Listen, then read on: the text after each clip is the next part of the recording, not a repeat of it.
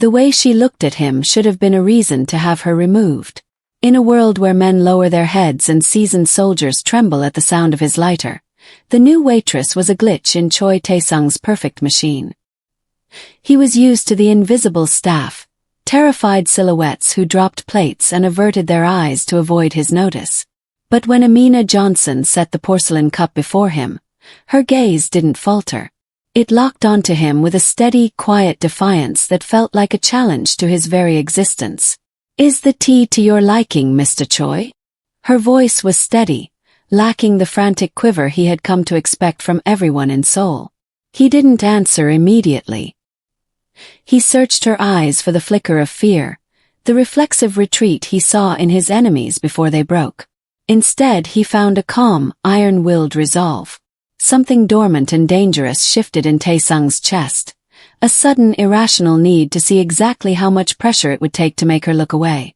For a man who controlled the city's shadows with a single word, being looked at as an equal by a girl in a uniform made him feel something he hadn't felt in decades. Intrigued. "Who told you that you could look at me?" he asked, his voice a low, melodic threat. Amina didn't blink. "Respect is seen, sir," she replied, and the air in the restaurant seemed to vanish. Amina had worked at the restaurant for 3 weeks, and she knew the hierarchy. She knew that Daniel Park and Yuna treated table 4 like a sacrificial altar. She knew the scent of Tae-sung's expensive cologne was a warning to stay back. She understood the rules of the world.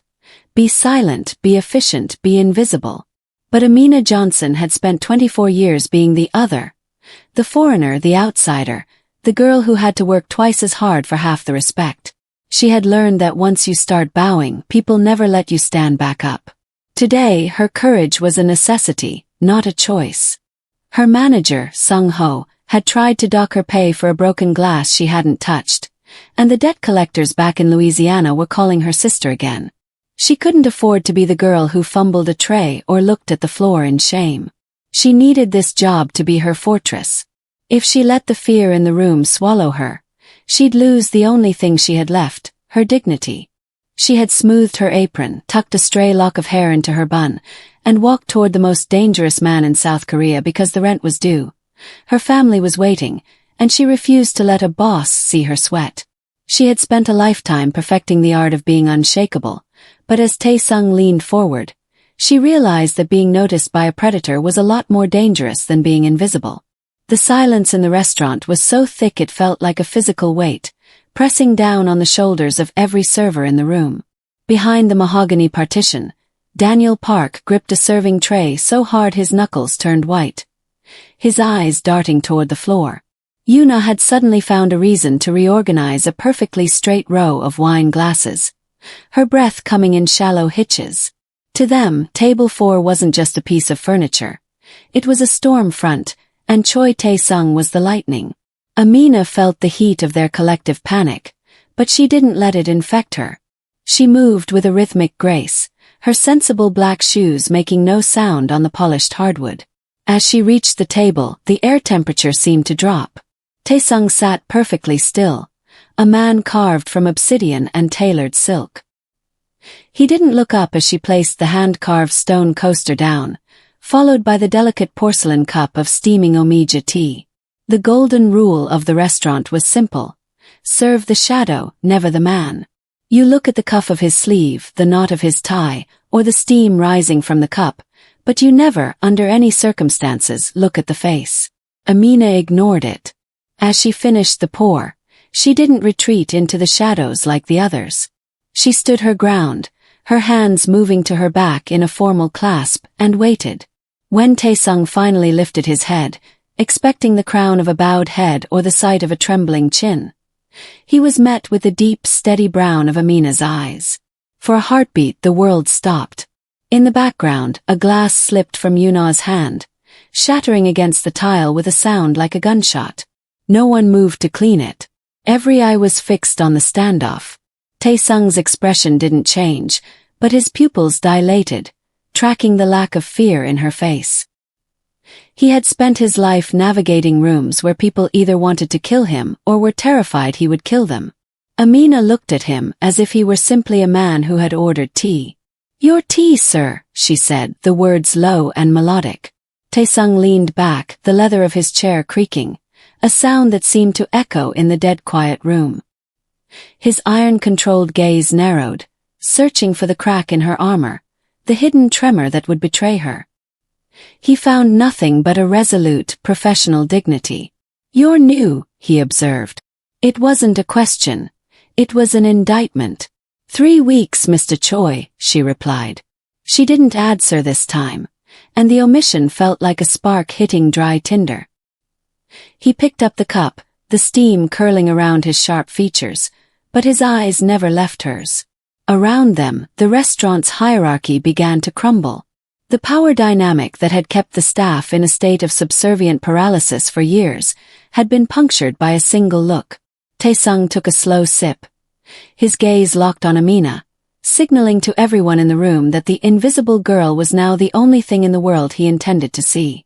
In the days that followed, the atmosphere at the restaurant shifted from a cold chill to a static charge that hummed whenever the front doors opened. Choi Taesung did not merely return. He established a residency.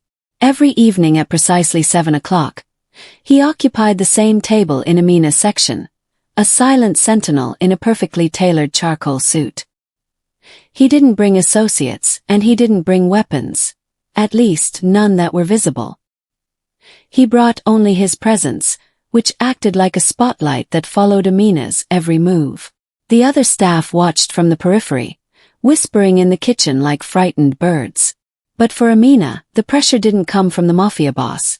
It came from Sung-ho, the floor manager whose ego had been bruised by Amina's sudden importance. Sung-ho was a man who thrived on the smallness of others, and seeing Taesung's eyes fixated on the new waitress made him venomous. Table 6 asked for more water 3 minutes ago, Amina. Are you on a lunch break? Sung-ho's voice was a low hiss near her ear as she reached for a fresh linen. He didn't wait for her to answer, his hand darting out to snatch the cloth from her grip. You think because a man like that looks at you, you are special?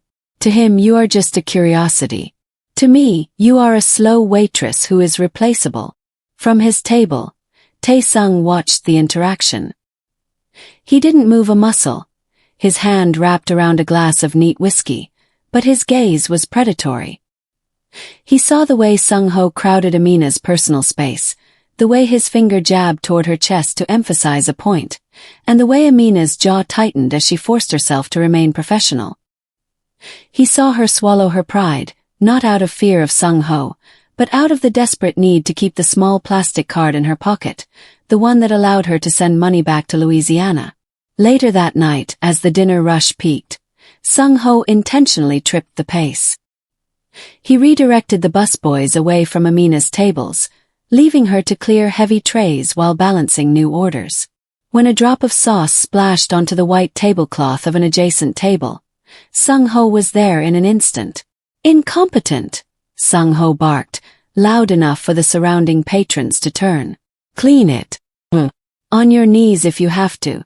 Just get it off my floor. Amina froze. The hum of the restaurant died.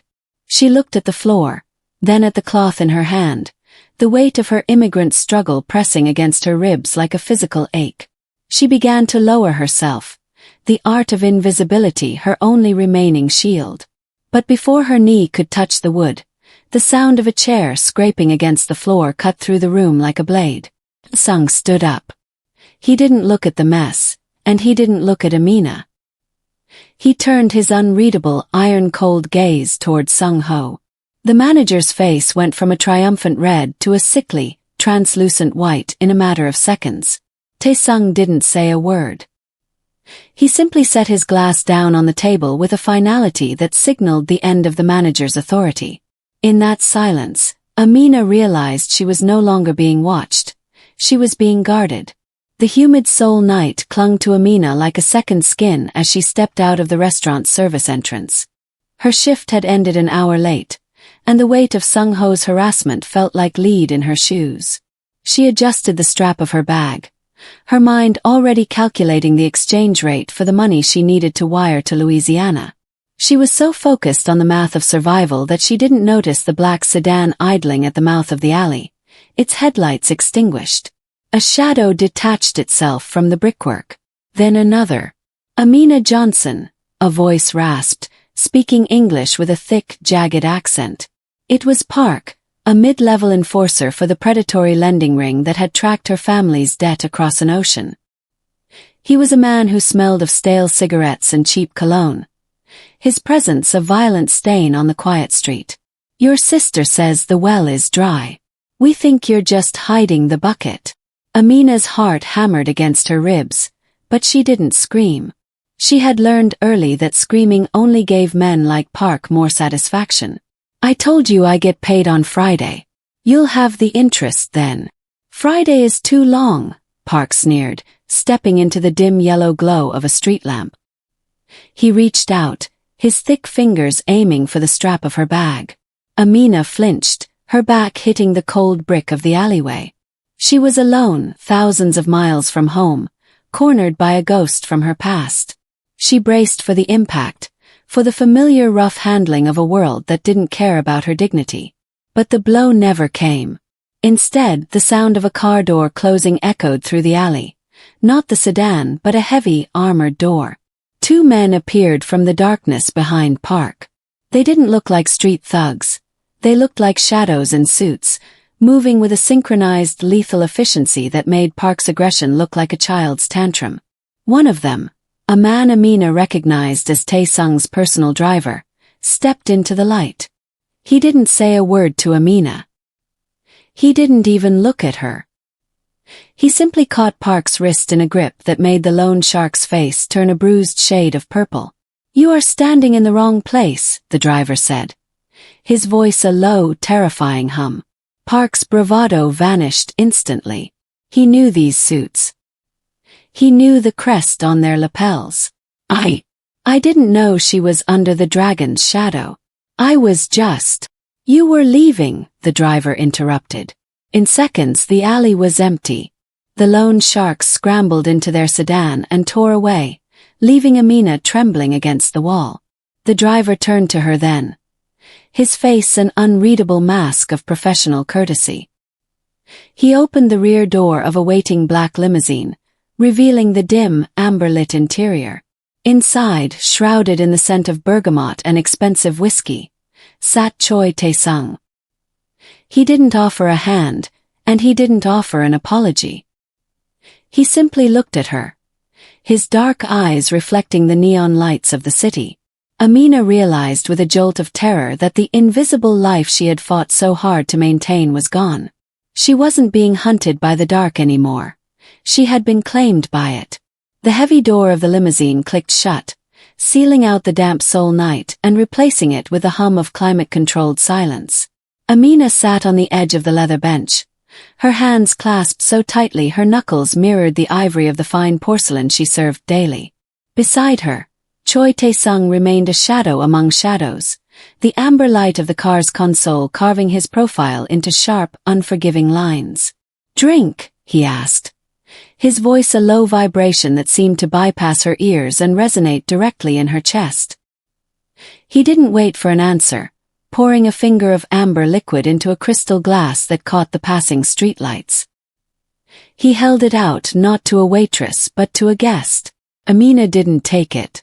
She forced herself to meet his eyes, her chin tilted up in that same quiet defiance that had first caught his attention. "I don't belong in this car, Mr. Choi.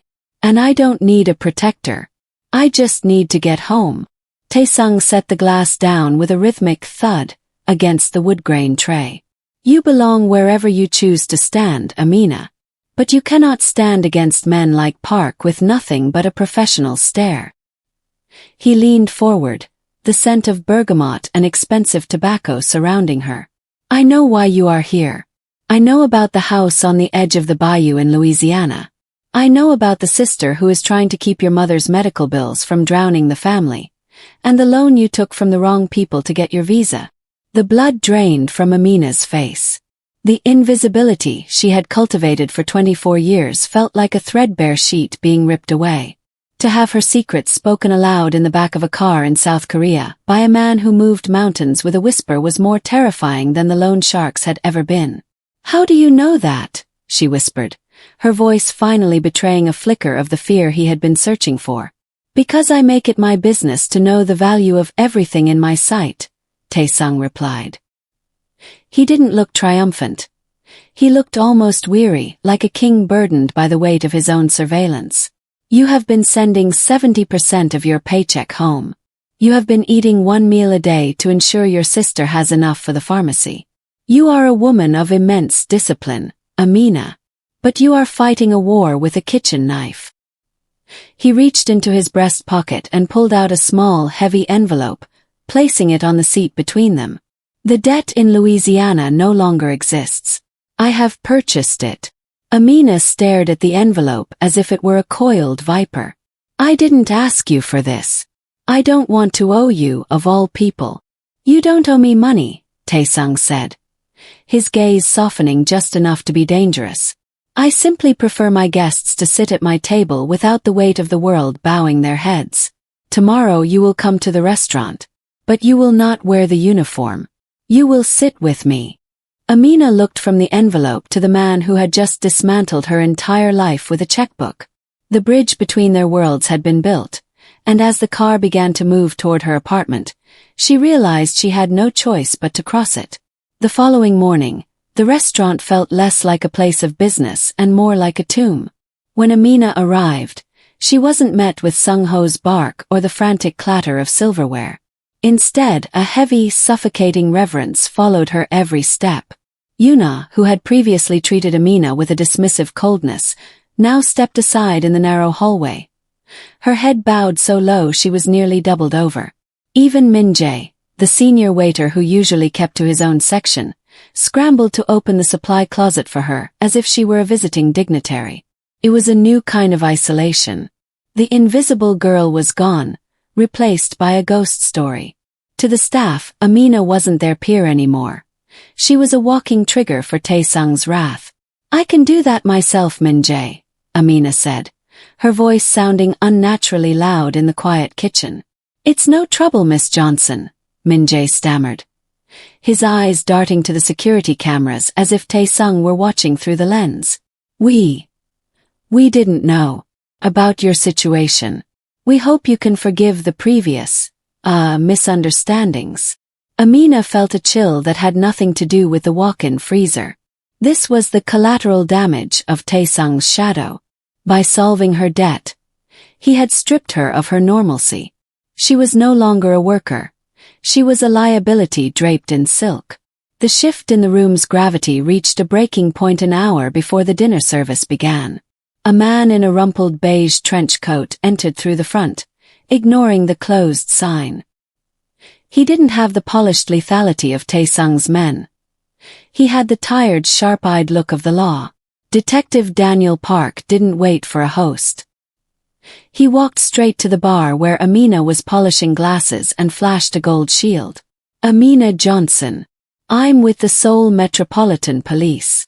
Amina didn't flinch, but her grip on the glass tightened.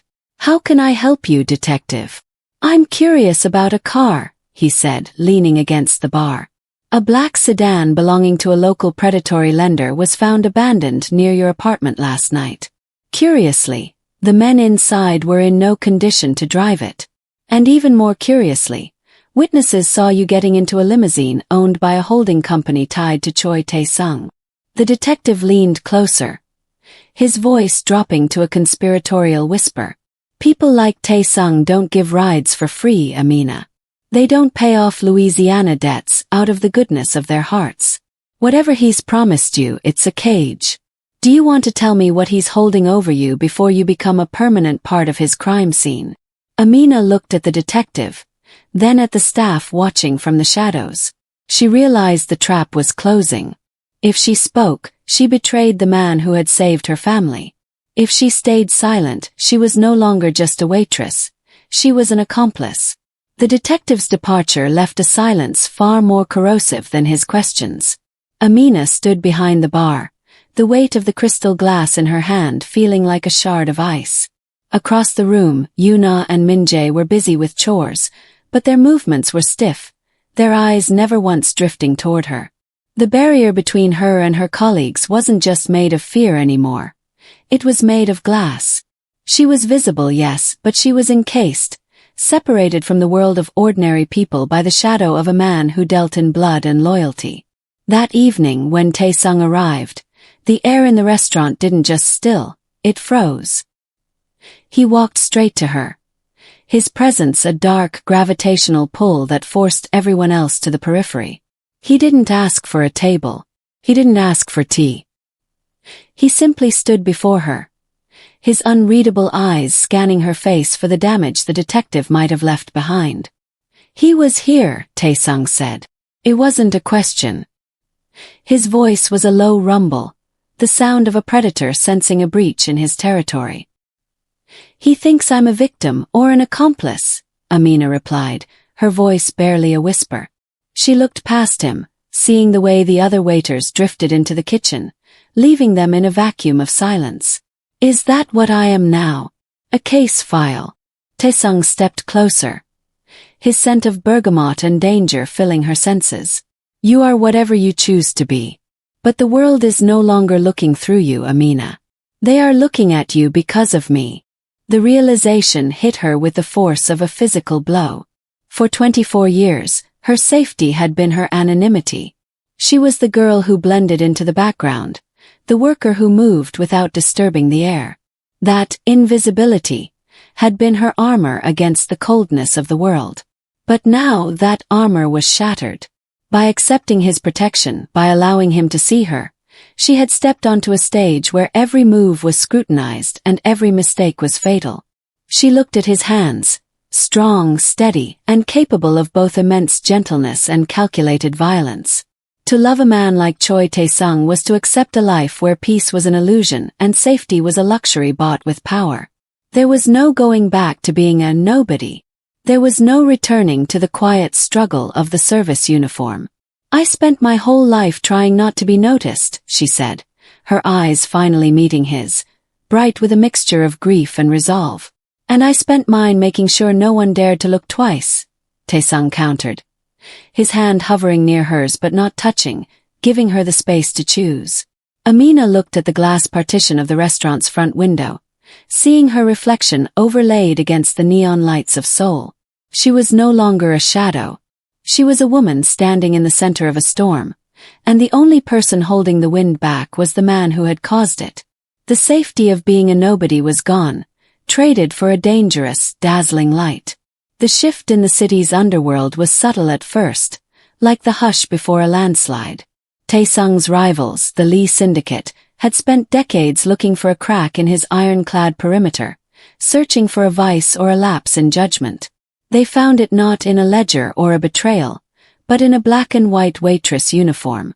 Amina was leaving her morning shift when the silence of the street turned predatory. It happened in the span of 3 heartbeats.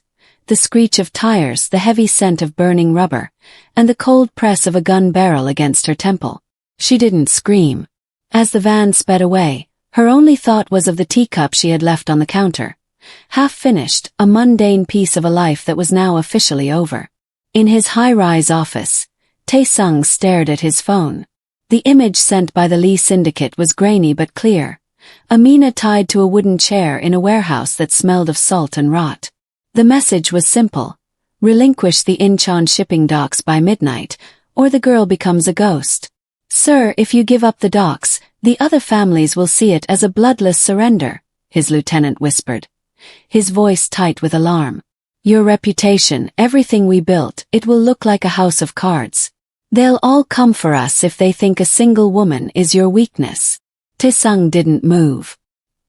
He stood by the floor-to-ceiling window, the lights of Seoul shimmering like cold diamonds below. He knew the rules of the game. In his world, a leader's heart was a target, and he had spent 15 years pretending he didn't have one. To choose Amina was to invite a war.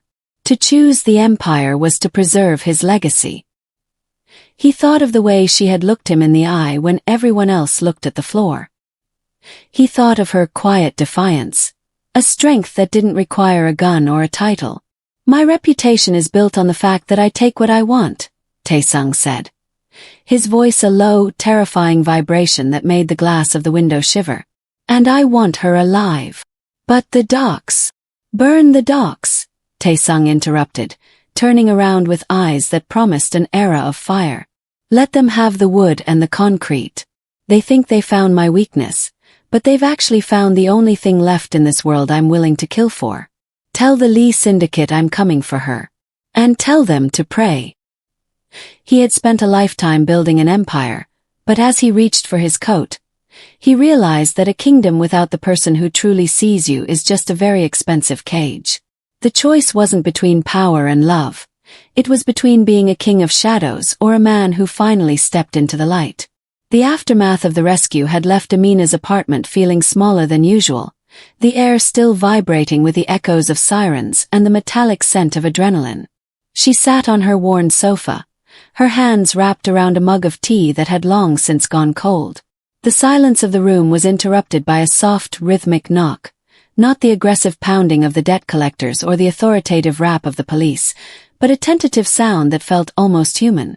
When she opened the door, she didn't find the dragon of soul flanked by men in suits. Choi Taesung stood in the dim hallway alone. His tie was gone, the top buttons of his white shirt undone, and a dark bruise was beginning to bloom along his jawline, a physical receipt for the violence he had endured to bring her home. For the first time, the iron-controlled mask had slipped, revealing a man who looked profoundly tired. "May I come in?" he asked, his voice lacking its usual melodic threat. Amina stepped aside, watching as he navigated her modest living space. He looked out of place among the mismatched furniture and the framed photos of her family in Louisiana, a titan of industry and blood standing in a room that smelled of lavender and old books. He didn't sit. He turned to her, his eyes searching hers with a vulnerability that made her breath hitch. "The docks are gone," he said quietly. "And the men who took you. They will never be a threat again. But I didn't come here to talk about the war." "Then why are you here, Taesung?" Amina asked, her voice steady despite the chaos in her heart. "You've dismantled your reputation for a waitress. You've put a target on your back that won't go away." Taesung took a step toward her, crossing the invisible line she had drawn between their worlds. "I am here because I realized that the empire I built was just a louder way of being invisible. I was surrounded by people who feared me, but no one saw me. Not until you." He reached out, his fingers grazing the back of her hand, a gesture that was a question rather than a command. "I am stepping down. I've started the process of moving my assets into legitimate holdings. Logistics, real estate, things that don't require late-night phone calls or blood on the pavement." Amina looked at him, seeing the sincerity in the way his shoulders finally dropped. "You're giving it all up." "I'm giving up the darkness," he corrected. "I want a life where I can sit at your table and not have to worry about which way the door opens. I want a future that isn't built on fear." He looked around her small apartment, then back at her. "It will take time. It won't be easy. But I want to build something honest. With you." Amina realized then that the negotiated peace wasn't about territories or rivals. It was about two people laying down their armor. She reached out, closing the small gap between them, and for the first time she wasn't just looking at the boss, she was seeing the man. The golden light of a Seoul sunset spilled through the floor-to-ceiling windows of the restaurant, casting a warm glow over the polished mahogany and the vibrant green of the tropical plants that now decorated the space. The air no longer carried the sharp, metallic tang of fear. Instead, it smelled of jasmine tea, savory bulgogi, and the comforting scent of home. Amina walked through the dining room, her stride confident and rhythmic. She wasn't wearing the black and white service uniform anymore. Instead, she wore a tailored silk blazer that complemented the deep radiance of her skin. As she passed the bar, Yuna looked up, not with a bowed head of terror, but with a genuine bright smile. Even Min-jae, now the head captain of the floor, gave her a respectful nod of shared success. This was no longer a place of rigid discipline and cold shadows. It was Amina's vision brought to life, a bridge between cultures where every worker was seen and every guest was welcomed. At table 4, the seat was already occupied. Taesung sat in his usual spot, but the man who had once been carved from obsidian now looked relaxed. his iron-controlled presence softened by a peace that had taken years to cultivate. He wasn't looking at a ledger or a phone. He was watching Amina with a pride so profound it was visible to everyone in the room. He had kept his promise. The dragon had stepped into the light, transitioning his vast resources into the very logistics company that now helped Amina's restaurant group expand across the city. Amina reached the table and, out of habit, set a porcelain cup of Omija tea before him. She didn't stand behind his back. She sat down in the chair opposite him, the chair that had once been reserved for terrified associates and doomed rivals. "The expansion in Busan is finalized," she said, her voice rich with the satisfaction of a woman who had built her own empire. Taesung reached across the table, his hand covering hers. His grip was steady, no longer a claim of ownership, but a gesture of partnership. "I never doubted you," he whispered. "You were the only person in this city brave enough to look at me, Amina. It's only right that the city now looks at you." In the background, the soft murmur of laughter and the clinking of silverware filled the room. The restaurant was full, and for the first time in its history, the staff weren't holding their breath. They were thriving. Amina looked around at the world they had built together, a world where she was no longer the invisible girl hiding a bruise or a debt. She was a woman who was loved, respected, and finally truly home. "You're late for dinner," she teased, her eyes sparkling with a light that had nothing to do with the sunset. Taesung smiled, a rare, genuine expression that reached his eyes. "I'm exactly where I'm supposed to be." In the heart of a city that once made her feel like a shadow, Amina Johnson Choi had become the sun. And as they sat together, two worlds finally fused into one. She realized that the greatest power wasn't in being feared, but in being seen.